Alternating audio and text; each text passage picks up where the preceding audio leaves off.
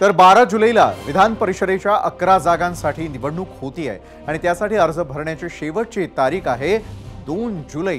म्हणजे अवघे 4 दिवस उरलेले आहेत। सर्वच पक्षांनी मोर्चे बांधणी सुरू केलेली आहे। महायुतीच्या 8 जागा निवडून येऊ शकतात, तर महाविकास आघाडीच्या 2 उरलेल्या एका जागेसाठी चुरस निर्माण होऊ शकते।